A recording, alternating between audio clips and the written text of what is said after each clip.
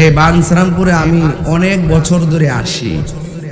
এখন এই বানসারামপুরে আমি যে এসেছি দীর্ঘ বছর পর্যন্ত, আপনারা যে যে দলই করেন আর যে যে মতাদর্শ লালন করেন, আপনি কি বলতে পারবেন আমি কোনো দলের সাথে কিংবা মতাদর্শের মানুষের সঙ্গে ঝগড়া লাগাইছি?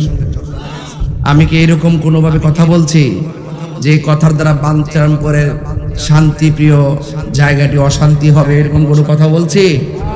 তো সুতরাং এই প্রোগ্রামগুলো আমার মনে হয় আমাদেরকে সুযোগ করে দেওয়া উচিত। যারা প্রতিবন্ধকতা সৃষ্টি করতে চায়, আমি বলবো আপনারা এই প্রতিবন্ধকতা সৃষ্টি করবেন না। কারণ আমাদের ওয়াজের ভিতরে বিভিন্ন রাজনীতি দলের লোক যেমন থাকে, বিভিন্ন মতাদর্শের মানুষও থাকে। তো আমি আমার মতাদর্শের কথা বলি, যাদের ভালো লাগে গ্রহণ করে, যাদের ভালো লাগে না তারটা সে গ্রহণ করে। কিন্তু আজকে আপনি আমাকে বাধা দিবেন, কালকে এমন সময় আসবে আপনাকে আরেকজন বাধা দিবে। কথা কোন ঠিক না বেডি? এই জন্য আমরা ওই দিকে যেন না যাই, ঠিক আছে তো? আর এখানে আমার অনেক মা বোনদেরকে দেখছি, আপনারা সোজা পর্দার ভিতরে চলে যান, সোজা 30 সেকেন্ডে চলে যান, 30 সেকেন্ডে এখানে। আর বাইরে যারা পুরুষগুলো দাঁড়িয়ে আছেন, আপনারা প্যান্ডেলটা কানাই কানাই ভরপুর করে দেন ইনশাআল্লাহ, ইনশাআল্লাহ। যাই হোক, আপনারা বলেন আমরা গাউসে পাককে মানি কি মানি না? আরো জোরে মানি কি মানি না? আমরা দেশের কিছু মানুষ আছে, গাউসে পাকের কারামত যখন আলোচনা করি তখন তারা বলে আমরা নাকি কিচ্ছা বলি, তারা বলে আমরা নাকি কৌতুক বলি, আমরা নাকি বানায়া বানায়া বলি। আচ্ছা বলেন তো, ওলিদের কারামত কি সত্য না মিথ্যা? এই দেশে অনেক লোক মারা গেছে, গুরুস্থানে আছে না? তো সবার কি মাজার হইছে? তো মাজার হয় তাদের, এবং সমাজের মানুষ তাকে আল্লাহর ওলি বলে, যার মাধ্যমে সমাজে বেলায়ত প্রমাণিত হয়েছে, কামালিয়ত প্রকাশিত হয়েছে। এরপরে মানুষ তাকে শ্রদ্ধার জায়গা থেকে তাকে তার রওজাটাকে জিয়ারতের জায়গা বানাইছে। কথা বলেন ঠিক না বেটি? তো এই জন্যে আমরা যারা ভালো তাদেরকে ভালোই বলি, যারা মন্দ এদেরকে মন্দ বলি। তো এই জন্য এই দেশে ইসলাম আনছে আল্লাহর ওলিগণ, এতে কোনো সন্দেহ আছে? আল্লাহর ওলিরা যদি না আইতো এই দেশে কি ইসলাম আইতো? তাহলে সিন্নি খাইলাম কার দ্বারা? মোল্লা ছিলাম না। দেশের ক্রাইসিস মুভমেন্টে এক শ্রেণীর মানুষ মনে করছে আমরা ক্ষমতা তাই করছি, এরা মনে করছে আইসি কি করছে? আল্লাহর ওলির মাজার ভাঙা শুরু করছে। আছে না নাই?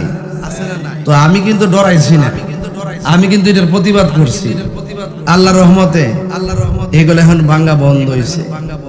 আমি বলবো যে আপনারা যে মাজার উইটটা যে একবারে ফাউ দিয়ে লাইটান শুরু করছেন, আচ্ছা আপনারা বলেন তো, একটা সাধারণ কবরে লাথি দেওয়ার অধিকার কি কেউ আছে?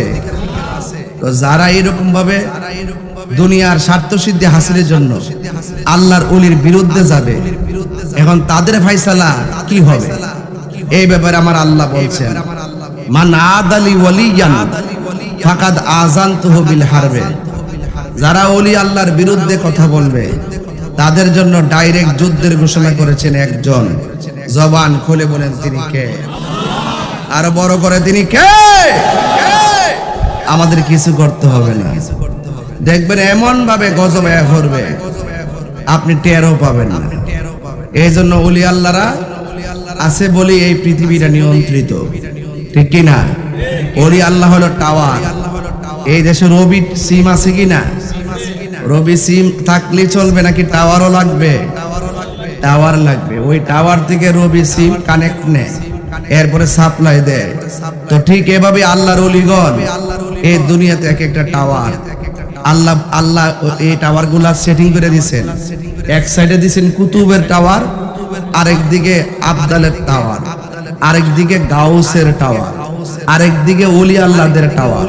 তো এই টাওয়ার গুলোর কাছে আপনি যত যাইবেন আপনি একটা নেটওয়ার্ক পাবেন। এই নেটওয়ার্কটা মদিনাওয়ালার নেটওয়ার্ক। জোরে করুন সুবহানাল্লাহ। ওই নেটওয়ার্ক যখন আপনার মাঝে চলে আসবে, ওই সিম থেকে কানেক্ট হয়ে গেলে যেমনি কথা বলতে পারেন এই প্রান্ত থেকে ওই প্রান্ত, ঠিক আল্লাহর ওলির কাছ থেকে যখন আপনি রুহানি টাওয়ার রুহানি নেটওয়ার্ক যখন আপনার সিনায় চলে আসবে, তখন আপনিও ওলি আল্লাহর প্রেমের কথাগুলো আপনার ভিতর থেকে সাপ্লাই করতে পারবেন। এই সাপ্লাই এমন ভাবে করবেন, দিন নাই রাত নাই মানুষ এই সাপ্লাই নেওয়ার জন্য, হ্যাঁ, এই খাদ্য নেওয়ার জন্য পাগল হয়ে যাবে। আর এরই ধারাবাহিকতা হলো যে আপনারা গাউসে পাকের নাম উপরে দেখছেন, আপনারা গাউসে পাক থেকে একটা বেলায়েতের নূর নিতে আসছেন। কথা কোন ঠিক না বেটে? এই জন্য রাসূল বলছেন, আল বেলায়াতু জিল্লুন নবুওয়াত, বেলায়েত হলো নবুয়তের ছায়া মোবারক। এই জন্য যুবক ভাইয়ের আমার, ওলি আল্লাহরা এমনিতে ওলি হই নাই। ওলি আল্লাহরা ওই ওলি হইতে যাইয়া ওই যে কোয়ালিটি ডেকোরেশন করছে, ডেকোরেশন। আমার ডেকোরেশনটা কি? আমি যে একটা বক্তা, আমারও তো একটা ডেকোরেশন আছে। মাথায় পাগড়ি লাগাইছি, কান্দে একটা কাপড় ঝুলাইছি, এরপরে পাঞ্জাবিটা পরছি। ওই আইসা কি বসে রয়েছি নাকি কোরআন হাদিস বিলাইতেছি? কোরআন হাদিস বিলাইতেছি। এটা কোথায় থেকে বিলাইতেছি? ওই যে চালাও সে পথে, যে পথে তোমার প্রিয়জন গিয়েছেন চলি, ওই পথ মত আমরা শুনছি, জানছি, বুঝছি। আর এই পথ মতের কথাগুলো সাপ্লাই দেওয়ার জন্যই দরিয়া দৌলত হাজার প্রতিবন্ধকতার সাথে আপনারা কথা বলার সুযোগ করে দিয়েছেন। কথা বলেন ঠিক কিনা? ইতারে বাবা, আচ্ছা তারপরে ওই বনে বাবা তাহির হুজুর আয়া পড়ছে সব ওই বাবা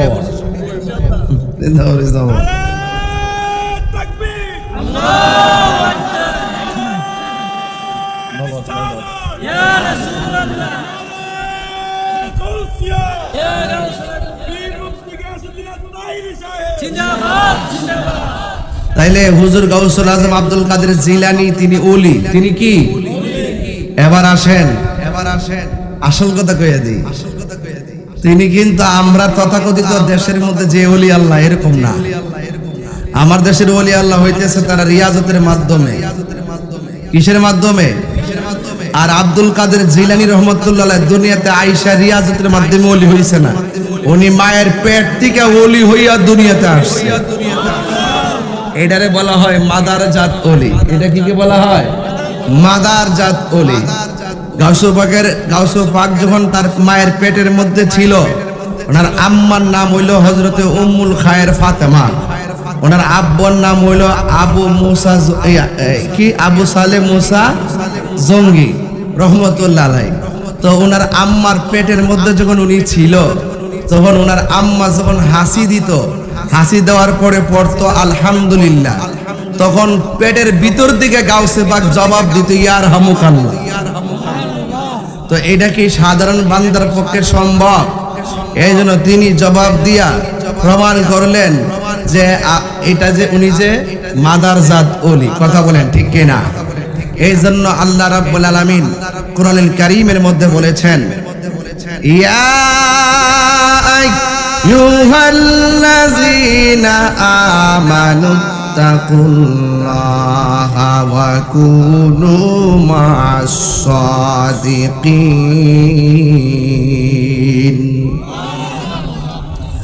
আল্লাহ রাব্বুল আলামিন বলেন, হে ঈমানদারগণ, তোমরা আল্লাহকে ভয় করো। আল্লাহকে যারা ভয় করে তারা বান্দা থাকে না, আমার আল্লাহর বন্ধু হয়ে যায়। আর আমার আল্লাহ বলেন ওয়া কুনু মা'আস সাদিকিন।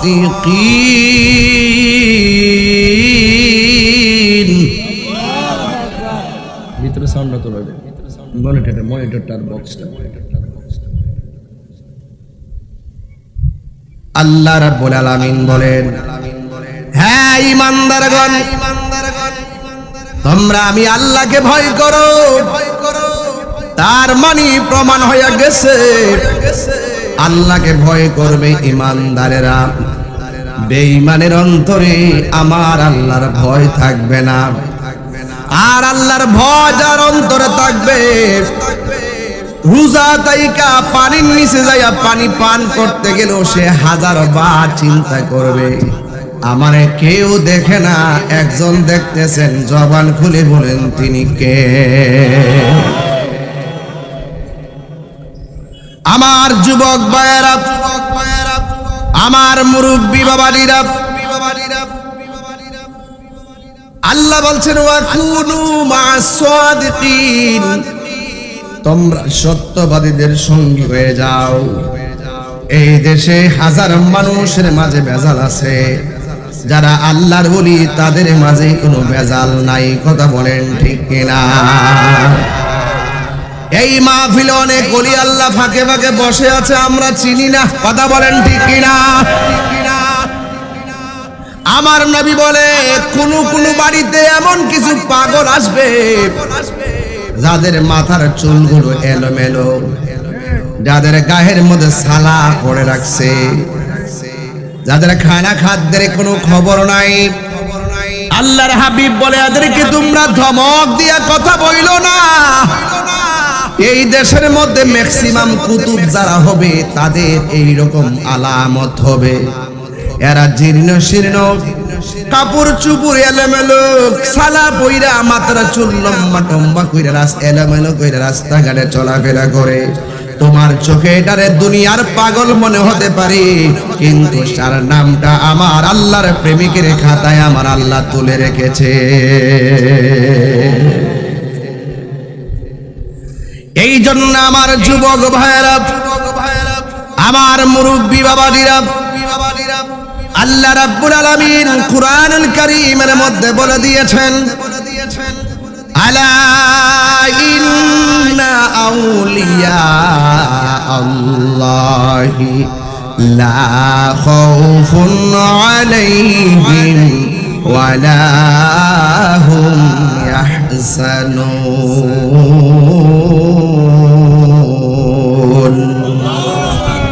আল্লাহ রাব্বুল আলামিন বলে সাবধান, নিশ্চয়ই আমি আল্লাহর বন্ধু যারা হবে এদের দুনিয়াতে কোনো ভয় নাই, আখিরাতে কোনো চিন্তা নাই। এখন আল্লাহর ওলি হইতে গেলে দুইটা কোয়ালিটি লাগবে।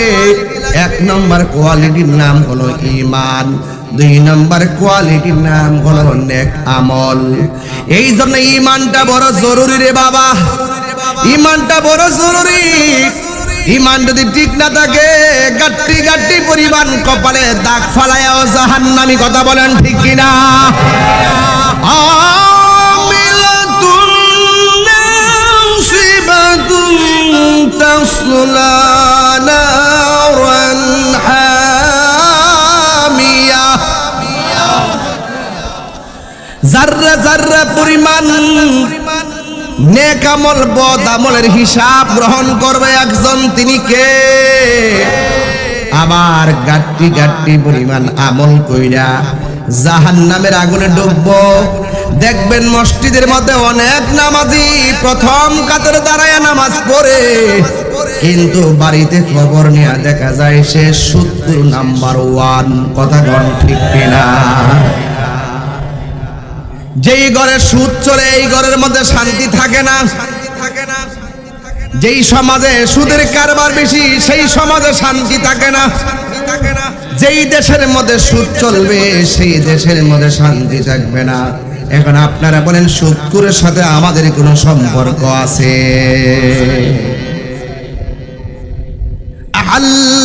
আহাল্লাল্লাহুল বাইআ ওয়া হাররামার রিবা। আল্লাহ রাব্বুল আলামিন ব্যবসাকে হালাল করেছেন, সুদকে হারাম করেছেন। আমার নবী আপনার নবী বলেন সুদের 70টা গুনাহ আছে, এর মধ্যে সর্বনিম্ন গুনাহ হলো মায়ের সঙ্গে জিনা করা। জোরে জোরে বলেন না নাউজুবিল্লাহ। এই জন্য আল্লাহর ওলি যারা হয়েছেন তাদের মুখের মধ্যে হারাম ঢুকাতেন না।